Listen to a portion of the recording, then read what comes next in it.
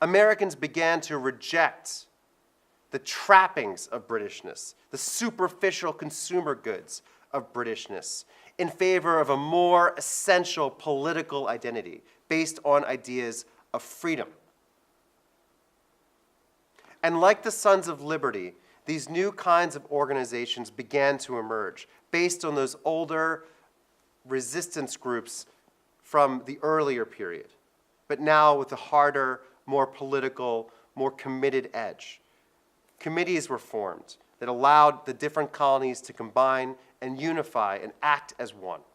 Farmers in Virginia announced that they would no longer import from Great Britain any commodity whatsoever until the cruel acts of the British Parliament against the Massachusetts Bay and the town of Boston are repealed.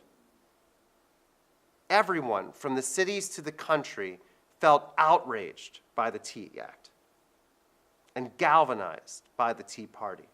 A Pennsylvania preacher stated that continuing to purchase tea under the present circumstances is high treason against 3 million Americans.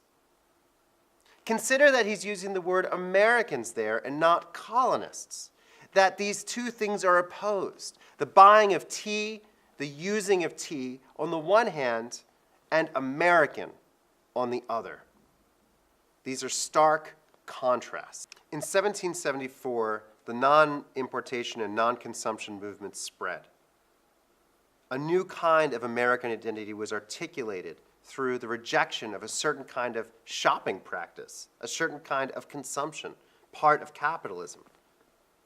And in this moment, freedom was defined not as something given by the crown, but as something given by God and by nature.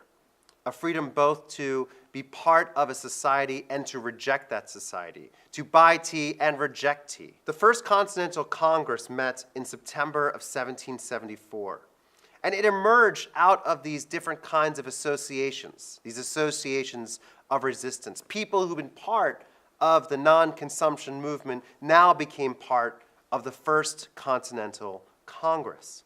In Philadelphia, they articulated not just a local town identity, not just a local colony identity, but a new national identity in reaction to the regulation of tea, sparked by the Tea Party.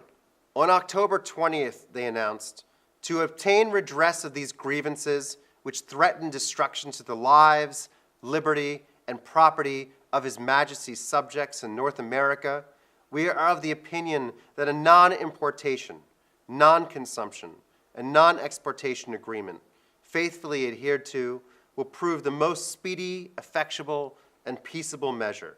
And therefore we do for ourselves and the inhabitants of the several colonies whom we represent firmly agree and associate under the sacred ties of virtue, honor, and love of our country.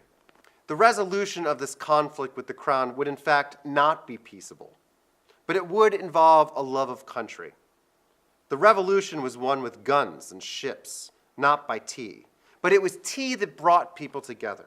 It was the effect of a new kind of consumerism made possible by a global trade that enabled the foundation of a new kind of American identity, an American identity which enabled those kinds of guns and ships and armies to resist the British Crown and form a radical new experiment in democracy and capitalism, the United States.